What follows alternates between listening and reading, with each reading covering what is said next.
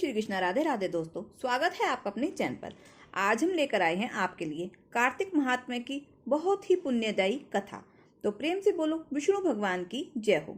आज हम आपको पहले अध्याय से तीसरे अध्याय तक का महात्म्य सुनाएंगे। नैमिषारण्य तीर्थ में श्री सूत जी महाराज 88,000 शौनकादि ऋषियों से बोले, अब मैं आपके सामने कार्तिक महात्म्य की श्रेष्ठ कथा कहता हूँ, जिसे सुनकर मनुष्य सब प्रकार के पापों से छूटकर बैकुंठ को प्राप्त कर लेता है।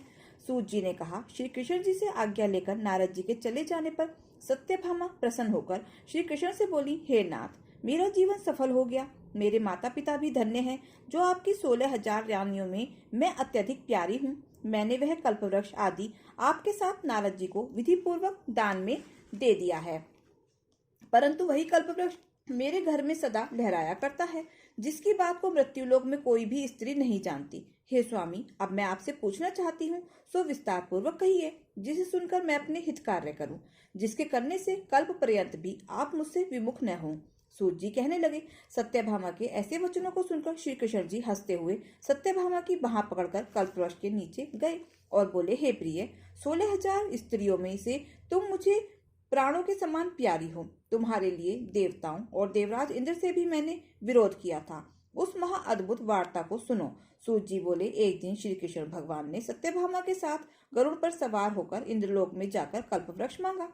तब इंद्र के न देने पर गरुड़ का इंद्र से घोर युद्ध हुआ था। हे प्रिय, जब मैं तुम्हें हर चीज दे सकता हूँ, हर एक कार्य पूरा कर सकता हूँ, तो क्या तुम्हारे आश्चर्यजनक प्रश्न का उत्तर न दूंगा? यह सुनकर सत्यभामा बोली, हे प्रभु, पूर्व जन्म में मेरा कैसा स्वभाव था, किसकी पुत्री थी, मैंने कौन से दान व्रत या तप नहीं किया जिससे मुझे मृत्युलोक में जन्म लेना पड़ा? ऐसे कौन से शुभ से कर्म किए जो यहाँ आकर आपकी अर्धांगिनी हुई और आप गरुड़ पर सवार होकर मुझे साथ में लिए इंद्र आदि देवताओं के स्थानों में फिरते हो? तब भगवान बोले, हे कांते, तुम पूर्व जन्म में किसकी पुत्री थी, कौन से पुण्य और व्रताधिक तथा शुभ कार्य तुमने किए थे, वह सब कहता हूँ। पूर्व समय में सतयुग के अंत में मायापुरी में अग्नि गोत्र में वेदों और यज्ञों का जानने वाला देवशर्मा नाम का ब्राह्मण था। वह रोज अतिथियों की सेवा, हवन और सूर्य भगवान की पूजा किया करता था, इसीलिए सूर्य की तरह तेजस्वी था। उस ब्राह्मण के बुढ़ापे में एक गुणवती नाम की कन्या हुई, जिसका विवाह उस पुत्रहीन ब्राह्मण ने अपने चंद्र नाम के शिष्य के साथ कर दिया और वे दोनों पिता पुत्र की तरह रहने लगे। एक दिन वे दोनों कुशा और समीधा लेने के लिए वन में हिमालय की तलहटी में पहुंचे तो उन्होंने एक राक्षस को अपनी तरफ आते देखा, जिसके भय से उनके शरीर शिथिल हो गए और उनमें भागने की भी शक्ति न रही। तब राक्षस ने उन दोनों को मार डाला। उनके धर्मात्मा होने के कारण मेरे पार्षद उनको बैकुंठ में ले गए, क्योंकि उन्होंने आजीवन सूर्य की पूजा की थी। इसीलिए मैं दोनों पर अति प्रसन्न हुआ। जब वे दोनों विमान पर चढ़े हुए सूर्य के समान तेजस्वी रूपवान चंदन और माला धारण किए हुए बैकुंठ में आए, तब मेरे पास दिव्य भोगों के भोग भोगने लगे। तो प्रेम से बोलो विष्णु भगवान की जय हो। दूसरा अध्याय। श्री कृष्ण भगवान बोले, हे प्रिय, जब गुणवती ने राक्षस द्वारा अपने पिता और पति का मरना सुना तो दुखित हुई और रुदन करने लगी। हे स्वामी, हे पिता, आप मुझे छोड़कर कहाँ चले गए? मैं आपके बिना क्या करूं? अब मेरे भोजन वस्त्र का प्रबंध कौन करेगा? अब मैं किसकी शरण लूं? मैं विधवा हो गई हूँ। विधाता का मेरे ऊपर कोप हुआ है, मैं कैसे जीऊं? श्री कृष्ण जी बोले, कुकुरी के समान विलाप करती हुई, हवा से हिलते हुए, केले के पत्ते की तरह कांपती हुई वह पृथ्वी पर गिर पड़ी। थोड़ी देर में सावधान होने पर फिर विलाप करने लगी और शोक समुद्र में डूब गई। उस गुणवती ने अपने घर की सब वस्तुएं बेचकर यथाविधि से अपने पति की पारलौकिक क्रिया की और उसी नगरी में विष्णु भगवान की भक्ति में तत्पर होकर इंद्रियों को वश में कर शांति से रहने लगी और मरण तक एकादशी और कार्तिक मास के व्रत आदि करती रही। हे प्रिय, यह दोनों व्रत मुझे अत्यंत प्यारे हैं, जिसके करने से भोग और मोक्ष की प्राप्ति होती है, पुत्र और संपत्ति मिलती है। कार्तिक की तुला राशि पर सूर्य निकलने पर महापापी जो भी प्रातःकाल स्नान करते हैं, वे भी मुक्ति को प्राप्त होते हैं। जो मनुष्य स्नान, जागरण, दीपदान और तुलसी का पालन करते हैं, वे विष्णु के रूप हैं। विष्णु भगवान के मंदिर में झाड़ना, सत्या काटना तथा विष्णु की पूजा आदि का कार्य जो मनुष्य करता है, वह जीवन मुक्त हो जाता है। इस प्रकार वह गुणवती हर एक वर्ष कार्तिक व्रत और विष्णु भगवान का नित्य ही पूजन करती रही। एक समय वृद्धावस्था के कारण दुर्बल होने से, रोग और ज्वर से पीड़ित होने पर भी गंगा स्नान को गई। ज्यों ही पानी में उतरी, जाड़े के मारे कांपने लगी। उसी समय गुणवती ने आकाश से आता हुआ विमान देखा शंख, चक्र, गदा, पद्म और आदि आयुधों को लिए हुए विष्णु के रूप धारण करने वाले पार्षद गरुड़ की ध्वजा वाले अप्सराओं से युक्त ऐसे विमान में बिठाकर बैकुंठ को ले गए। प्रदीप्त अग्नि के समान कीर्ति वाली गुणवती विमान में बैठी हुई कार्तिक व्रत के प्रभाव से मेरे पास आ गई। जब ब्रह्मादि देवताओं की प्रार्थना से मैं पृथ्वी पर आया तब वे गण मेरे साथ आए। हे भामिनी, यह सब यादव मेरे गण हैं और तुम्हारे पिता देव शर्मा भी इस जन्म में सत्राजित हुए और तुम्हारे पति चंद्र शर्मा इस जन्म में अक्रूर हैं। और हे देवी, तुम वही गुणवती हो जो कार्तिक के स्नान के प्रभाव से मेरे लिए अत्यंत प्रिय हो। तुमने जो मेरे मन मंदिर के सामने तुलसी का बगीचा लगाया उसी से यह कल्प वृक्ष तुम्हारे आंगन में है। कार्तिक में जो पहले तुमने दीपदान किए उसी फल से तुम्हारी सुंदर देह और घर में लक्ष्मी का निवास है, जो संपूर्ण व्रताधिक पति स्वरूप भगवान को अर्पण किए थे। इसीलिए तुम मेरी पत्नी बनी हो और तुमने जन्म मृत्यु तक जो कार्तिक व्रत उपवास किए हैं, इससे तुम्हारा वियोग मुझसे कदापि नहीं होता। इसी प्रकार कार्तिक में व्रत करने वाले तुम्हारे समान मेरे प्रिय होंगे। सूत जी बोले, सत्यभामा जी ने अपने पूर्व जन्म का सवाल जानकर बड़ी प्रसन्न हुई, तो प्रेम से बोलो, विष्णु भगवान की जय हो। तीसरा अध्याय। सत्यभामा बोली, हे भगवान, आप काल स्वरूप हैं और काल के संपूर्ण भाग समान हैं, तब फिर कार्तिक मास ही क्यों श्रेष्ठ है? हे देव, सब तिथियों में एकादशी और सब महीनों में कार्तिक का महीना ही आपको प्रिय है। श्री कृष्ण बोले, हे कांते, तुमने अच्छा प्रश्न किया है। एकाग्रचित होकर बैन के पुत्र पृथु और महर्षि नारद का संवाद सुनो, जिसे कि पहले नारद ने पूछा था। तब नारद जी ने कार्तिक मास की श्रेष्ठता बताई। नारद जी बोले, पहले सागर का पुत्र शंख नामक राक्षस त्रिलोकी के मथने में समर्थ हुआ। उसने संपूर्ण देवताओं को जीत स्वर्ग से निकाल इंद्रादि संपूर्ण लोकपालों के अधिकार अपने हाथ में कर लिए। सब देवता उसके भय के मारे अपने अपने स्त्री पुत्र आदि लेकर बहुत वर्ष पर्यंत सुमेरु पर्वत की गुफाओं में वास करते रहे। जब देवता गुफाओं में रह रहे थे तब शंखासुर ने विचार किया, मैंने देवताओं को जीत तो लिया है, तो भी वे बलवान मालूम होते हैं। हाँ, अब जान पड़ा कि वे सब वेद मंत्रों से युक्त हैं। इससे उनके वेद मंत्रों का हरण करने से वे सब बलहीन हो जाएंगे। ऐसा विचार कर वह असुर विष्णु भगवान को नींद से ग्रस्त देख स्वयंभू ब्रह्मा जी के लोक में जाकर वहां से वेदों को निकालकर चलने को तत्पर हुआ। तब तो वे उसके भय के मारे यज्ञ और मंत्र और बीजों समेत जल में प्रवेश कर गए। तब तो वह शंखासुर भी उन्हें ढूंढता हुआ समुद्र के भीतर विचरने लगा, परंतु वे वेद एक स्थान पर कहीं भी प्राप्त न हुए। पीछे से ब्रह्मा जी सब देवताओं को संग ले और पूजा की सब सामग्री इकट्ठी कर बैकुंठ में विष्णु भगवान की शरण में गए। वहां उनके जगाने के निमित्त सब देवता गाने बजाने लगे और गंध धूप बार बार देने लगे। उनकी भक्ति से संतुष्ट होकर भगवान ने नेत्र खोले। तब सब देवताओं ने विष्णु भगवान के दर्शन किए और षोडशोपचार से पूजा करके दंडवत पृथ्वी पर गिर पड़े। तब तो माधव भगवान उनसे कहने लगे, हे देवगण, मैं तुम्हारे भजन कीर्तन आदि कार्यों से प्रसन्न हुआ हूँ। मैं आप लोगों की मनोकामना पूर्ण करूंगा। आश्विन शुक्ल पक्ष की एकादशी से देवउठनी एकादशी तक पहर भर रात्रि रहे तब से मनुष्य तुम्हारी तरह भजन और कीर्तन करेंगे। वे मुझे प्रसन्न कर मुझे प्राप्त होंगे। शंखासुर जिन वेदों को हर लाया है वे सब जल में स्थित हैं। मैं उन्हें शंखासुर को मारकर लाऊंगा। अब से बीज मंत्र समेत सब वेद प्रतिवर्ष कार्तिक के महीने में सदा जल में निवास करेंगे। मत्स्य रूप धारण कर मैं जल में जाता हूँ। तुम संपूर्ण मुनियों को लेकर संग आओ। इस लोक में जो अच्छे मनुष्य प्रातःकाल स्नान करते हैं वे निश्चय अक्षत स्नान फल को प्राप्त होते हैं। जो कार्तिक में सदा व्रत करते हैं उनको हे इंद्र तुम मेरे लोक में पहुंचा दिया करो। हे यम, तुम सदा उनकी विघ्नों से रक्षा करते रहो। और हे वरुण, तुम उनके पुत्र पौत्र आदि देते रहो। हे कुबेर, तुम उनकी धन वृद्धि करो, जिससे यह मेरा रूप धारण कर साक्षात जीवन मुक्त हो जाए। और हे अन्य देवताओं, जो जन्म से मरण तक उन बातों को धारण करते हैं वे तुम्हारे द्वारा भी पूज्य हैं। जैसे तुमने मुझे एकादशी को जगाया है, इसलिए यह तिथि सदा मानने योग्य है। तो प्रेम से बोलो, विष्णु भगवान की जय हो। एक सास और बहू थी। सासू माँ हर रोज ठाकुर जी की पूरे नियम और श्रद्धा के साथ सेवा करती थी। एक दिन शरद ऋतु में सासू माँ को किसी कारणवश शहर से बाहर जाना पड़ा। सासू माँ ने विचार किया कि ठाकुर जी को साथ ले जाने से रास्ते में उनकी सेवा पूजा नियम से नहीं हो सकेगी। तब सासू माँ ने विचार किया कि ठाकुर जी की सेवा का कार्य अब बहू को देना पड़ेगा, लेकिन बहू को तो कोई अकल ही नहीं कि ठाकुर जी की सेवा कैसे करनी है। सासू माँ ने बहू को बुलाया और समझाया कि ठाकुर जी की सेवा कैसे करनी है, कैसे ठाकुर जी को लाड़ करना है।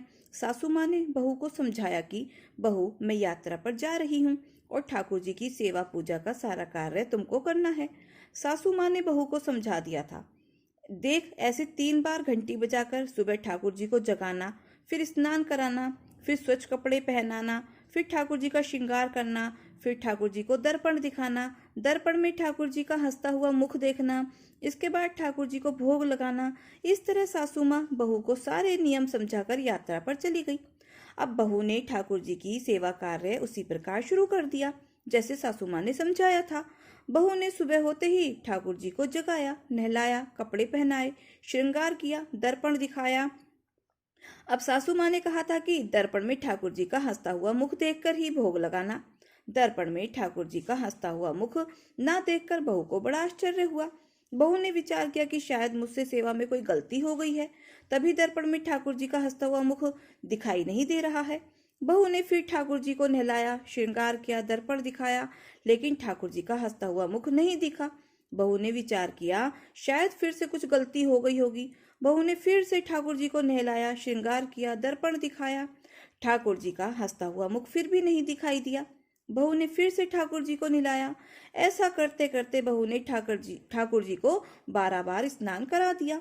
हर बार दर्पण दिखाया, मगर ठाकुर जी का हंसता हुआ मुख नहीं दिखा। अब बहू ने 13वीं बार फिर से ठाकुर जी को नहलाने की तैयारी शुरू कर दी।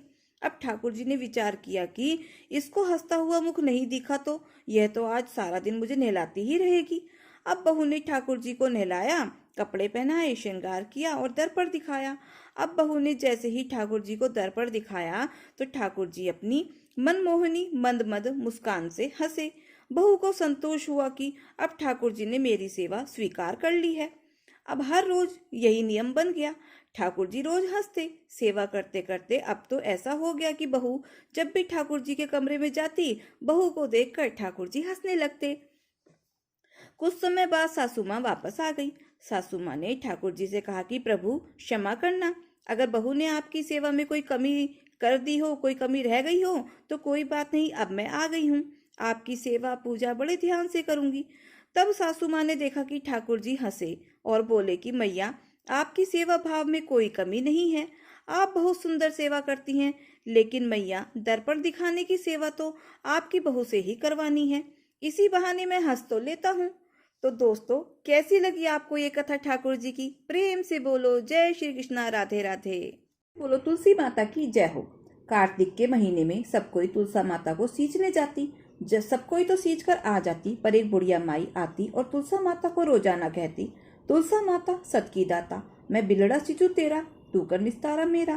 तुलसा माता अटवा दे लटवा दे, पीताम्बर की धोती दे, मीठा मीठा घास दे, बैकुंठ का बास दे, चटके की चाल दे, पटके की मौत दे, चंदन का काठ दे, झालर की झिड़कार दे, साई का रास दे, दाल भात का जीवन दे, 11 का दिन दे, श्री कृष्ण जी का कांधा दे। इतनी बात सुनकर तुलसा माता सूखने लगी। भगवान ने पूछा कि तुम्हारे पास तो इतनी औरतें आती हैं, तुम्हें जिमावे गावे, तो भी तुम कैसे सूखने लगी? तुलसा माता ने कहा कि एक बुढ़िया माई आती है जो रोजाना इतनी बात कहकर जाती है। मैं और तो उसे सब कुछ दे दूंगी, पर आप कृष्ण जी का कांधा कहाँ से दूंगी? थोड़े दिन बाद बुढ़िया माई मर गई। सब कोई उसको उठाने लगे, पर वह इतनी भारी हो गई कि उठे ही नहीं। सब कोई कहने लगे कि पाप खाट की माता फेरती, जिससे इतनी भारी हो गई। भगवान भी बूढ़े ब्राह्मण का रूप धारण करके आए। सबसे पूछने लगे कि क्या बात है, इतनी भीड़ क्यों लगा रखी है? सब बोले कि इस काम में मुझे एक क्यों लगा रखी है? तो सब कहने लगे बुढ़िया माई बहुत भारी हो गई है। तब जो ब्राह्मण के वेश में भगवान थे बोले कि इसके कान में मुझे एक बात कहने दो तो यह उठ जाएगी। सबने कहा कि चलो भाई, तुम भी अपने मन की कर लो, निकाल लो अपने मन की। तो भगवान ने जाकर उस बुढ़िया माई के कान में कहा, बुढ़िया माई तू बिलड़ा सींचे मेरा, मैं करूं निस्तारा तेरा। बुढ़िया माई अडवा ले गटवा ले, पीताम्बर की धोती ले, मीठा मीठा घास ले, बैकुंठ का बास ले, चटके की चाल ले, पटके की मौत ले, चंदन का काठ ले, झालर की झिड़कार ले, साई का राज ले, दाल भात का जीवन ले, कृष्ण जी का कांधा ले। इतना सुनते ही बुढ़िया माई हल्की हो गई। भगवान कांधे पर ले गए, उसको मुक्ति मिल गई। तो हे तुलसा माता, जैसे आपने उसकी मुक्ति करी वैसे ही हम सबकी भी करना। तो प्रेम से बोलो तुलसा माता की जय हो, कृष्ण भगवान की जय हो। गंगा जमुना मैया की जय हो। एक गंगा थी एक जमुना थी, दोनों बहनें एक साहूकार के खेत में से जा रही थी। जमुना ने 12 दाने जौ के अनाज के खेल खेल में तोड़ लिए। गंगा बोली कि बहन यह तो चोरी हो गई, तुझे तो पाप लग गया। जमुना बोली कि अब कैसे उतरेगा। गंगा बोली कि 12 बरस साहूकार के नौकरी करने से उतरेगा। जमुना साहूकार के यहाँ गई, बोली मुझे नौकर रख लो, 4 काम छोड़कर मैं तुम्हारे सारे काम कर दूंगी। एक तो झूठे बर्तन नहीं धोऊं, झाड़ू नहीं लगाऊं, सेज नहीं बिछाऊं और दिया नहीं चासूं। साहूकार ने उसे नौकर रख लिया। 12 बरस बाद कुंभ का मेला आया। साहूकार साहूकारनी मेले में जाने लगे तो जमुना ने उन्हें एक सोने का टका दिया और बोली वहां मेरी बहन गंगा है, उसको यह टका दे देना, कह देना बहन जमुना ने भेजा है, तो वह हाथ पसार कर गोरी गोरी बइयों में हरी हरी चूड़ियां पहन कर ले लेगी। वे लोग वहां जाकर सोने का टका देने लगे तो गंगा ने हरी हरी चूड़ियां गोरी गोरी बइया हाथ पसार के ले लिया और बोली मेरी बहन जमुना से कह देना अब तेरे 12 बरस पूरे हो गए हैं, अब आ जाएगी। साहूकार साहूकारनी घर आए। जमुना से बोले कि तेरी बहन बोली कि अब तेरे 12 बरस पूरे हो गए हैं, अब तू आ जा। यह सुनते ही जमुना तो सहस्त्रधारा होकर बहने लगी। साहूकार साहूकारनी को जब यह पता चला कि जमुना माता हमारे घर के सारे काम करती थी तो मूंदे माथे पड़ गए और सोचने लगे कि अब हमारा कैसे पाप उतरेगा। उधर जमुना जब गंगा के पास पहुंची तो गंगा ने पूछा कि तू साहूकार साहूकारनी को धीरज बंधाकर आई है या नहीं। तो जमुना बोली मैंने तो कुछ भी नहीं कहा। तो गंगा बोली कि उनको धीरज बांध कर आ, नहीं तो उनको संतोष नहीं होगा। जमुना दोनों के सपने में आई और बोली तुम उदास क्यों बैठे हो। वे बोले हमने तुम्हारे से ऊंचा नीचा सब प्रकार का काम करवाया, अब हमारा पाप कैसे उतरेगा। तब जमुना बोली कि तुम्हें कोई पाप नहीं लगा है, मैं तो अपना पाप उतारने आई थी। तुम्हारे खेत में 12 दाने गेहूं के तोड़ लिए थे, इसलिए मुझे पाप लग गया था। तुम्हारे 12 साल काम करने से उतरा है। तुम उठो, तुम्हें कोई दोष नहीं लगा, तुम्हारी खूब धन लक्ष्मी हो जाएगी और तुम्हारी मुक्ति हो जाएगी। तो हे जमुना माता, जैसे मुक्ति साहूकार साहूकारनी को दी वैसे सबको देना, हमारे सारे परिवार को देना। तो प्रेम से बोलो गंगा जमुना मैया की जय हो। एक ब्राह्मण रोज पीपल में जल चढ़ाता था। पीपल में से लड़की कहती पिताजी मैं तुम्हारे साथ चलूंगी। ब्राह्मण सूखने लगा। ब्राह्मणी बोली क्या बात है, क्यों सूखे हो। ब्राह्मण बोला पीपल में से एक लड़की कहती है पिताजी मैं तेरे साथ चलूंगी। तो वह बोली कल ले आना, जहाँ 6 लड़की है वहां 7वीं सही। दूसरे दिन वह ले आया। उस दिन आटा मांगने गया तो थैला भर भर के मिला। आटा छानने लगी तो वह लड़की बोली माँ मैं छानूंगी। तो वह बोली ना बेटी पावनी, धोली धोली हो जाएगी। तो ना माँ मैं छानूंगी। उसने आटा छाना, परात भर गई। खाना बनाने लगी, तब भी बोली माँ मैं बनाऊंगी। तो माँ बोली ना बेटी उंगली जल जाएगी, तब भी ना मैं ही बनाऊंगी। रसोई में गई, 36 प्रकार के भोजन बनाए, सबको पेट भर भर के खिला दिया। और दिन तो भूखे रहे थे, उस दिन पेट भर भर के खाया। आया भाई, जी मुझे तो भूख लगी है, रोटी खाऊंगा।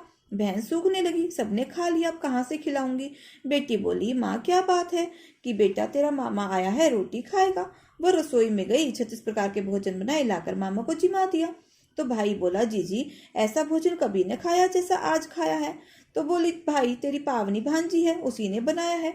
मामा खा के चला गया। शाम हुई, बोली माँ चौका का दीवा जला दियो, कोठे में सो जाऊंगी। तब वह बोली ना बेटी तू डर जाएगी। कि ना माँ मैं तो कोठे में सो जाऊंगी। कोठे में सो गई। आधी रात को उठी, चारों तरफ आंख मारी, धन ही धन हो गया। बाहर जाने लगी। बाहर बूढ़ा ब्राह्मण सो रहा था। तो वह बोला बेटी तू कहाँ चली। तो सुबह तो तू आई थी, अब तू चली। कि वह बोली बाबा मैं तो लक्ष्मी माता हूँ, इनके 6 बेटियां हैं, इनकी गरीबी दूर करने आई थी, तुमने करवानी हो तुम भी करवा लो। उसके घर में भी चारों तरफ आंख फिराई तो धन ही धन हो गया। सवेरे उठ के ढूंढ मच गई कि पावनी बेटी कहाँ गई। तब वह ब्राह्मण बोला वो तो लक्ष्मी माता थी, तेरे साथ साथ मेरा भी दरिद्र दूर कर गई। तो जैसे लक्ष्मी माता ने उसका दरिद्र दूर करा वैसा सब किसी का करना। कहते सुनते हुंकारा भरने का। प्रेम से बोलो लक्ष्मी माता की जय हो। एक लपसी था एक तपसी था। तपसी तो भगवान की तपस्या करता। लपसी रोजाना 1.25 सेर का हलवा बनाकर भगवान को भोग लगाकर टाली हिलाकर जीम लेता। एक दिन दोनों में झगड़ा हो गया। लपसी बोला मैं बड़ा, तपसी बोला मैं बड़ा। मैं बड़ा क्योंकि मैं भगवान की तपस्या करता हूँ। नारद जी बोले कि तुम्हारा फैसला मैं करूंगा। दूसरे दिन तपसी नहाकर आने लगा तो नारद जी ने 1.25 करोड़ की मुद्रा तपसी के आगे गिरा दिया।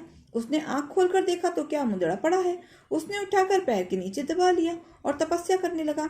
उधर लपसी ने 1.25 सेर का हलवा बनाकर भगवान को भोग लगाकर टाली हिलकर जीम लिया। इतने में नारद जी आए, दोनों को अपने पास बिठाया। दोनों पूछने लगे कि कौन बड़ा है। नारद जी ने तपसी से कहा कि अपना पाँव हटा। पाँव हटाते ही मुंदड़ा निकला। तब नारद जी बोले कि मुंदड़ा चुराने से तेरी तपस्या भंग हो गई है, इसलिए लपसी बड़ा है। तब तपसी कहने लगा कि मुझे मेरी तपस्या का फल कैसे मिलेगा। नारद जी बोले, तेरी तपस्या का फल तुझे कार्तिक नहाने वाली देंगी। सब कहानी कहकर तेरी कहानी नहीं कहेंगी तो कार्तिक का फल तुझे हो जाएगा। धोती देकर अंगोछा नहीं देवे, सीधा देकर दक्षिणा नहीं देवे, ब्राह्मण जिमा के दक्षिणा नहीं देवे, दीवा चास के हाथ न जोड़े तो तेरा पुण्य, कपड़ा दे के बटन न लगावे, दाहिने हाथ से नाड़ा बांधे तो उन सब का फल तुम्हें हो जाएगा। इतना कहकर नारद जी चले गए। प्रेम से बोलो लपसी तपसी की जय हो, नारद भगवान की जय हो। प्रेम से बोलो गणेश भगवान की जय हो। एक बुढ़िया माई थी, मिट्टी के गणेश जी की पूजा करती थी। रोज बनाए रोज गल जाए। एक सेठ का मकान बन रहा था। वो बोली, मेरा पत्थर का गणेश बना दो। मिस्त्री बोले, जितने में हम तेरा पत्थर का गणेश गढ़ेंगे उतने में अपनी दीवार ना चीनेंगे। बुढ़िया बोली, राम करे तुम्हारी दीवार टेढ़ी हो जाए। अब उनकी दीवार तो टेढ़ी हो गई। वे चीने और ढा देवे, चीने और ढा देवे। शाम हो गई। इसी तरह करते करते शाम को सेठ आया। उसने कहा, आज कुछ भी काम नहीं किया। तब वह कहने लगे, एक बुढ़िया माई आई थी, वो कह रही थी मेरा पत्थर का गणेश कर दो। हमने नहीं गढ़ा। उसने कहा, तुम्हारी दीवार टेढ़ी हो जाए। सेठ ने बुढ़िया बुलवाई। सेठ ने कहा, हम तेरा सोने का गणेश गढ़ा देंगे, हमारी दीवार सीधी कर दो। सेठ ने बुढ़िया को सोने का गणेश गढ़ा दिया। सेठ की दीवार सीधी हो गई। जब सेठ जी की दीवार सीधी हुई, इसी प्रकार हे गणेश भगवान, हम सबकी भी दीवार सीधी करना, कहते सुनते हुंकारा भरते का। तो प्रेम से बोलो गणेश भगवान की जय हो, चुटक बिनार भगवान की जय हो। दोस्तों, ये कथा कहानी आपको कैसी लगी कमेंट बॉक्स में जरूर बताएं, और अगर अच्छी लगी हो तो प्लीज वीडियो को लाइक शेयर और सब्सक्राइब अवश्य करें। अपना प्यार और सहयोग दें। मिलते हैं फिर नई कथा कहानियों के साथ। धन्यवाद। जय श्री कृष्णा। राधे राधे।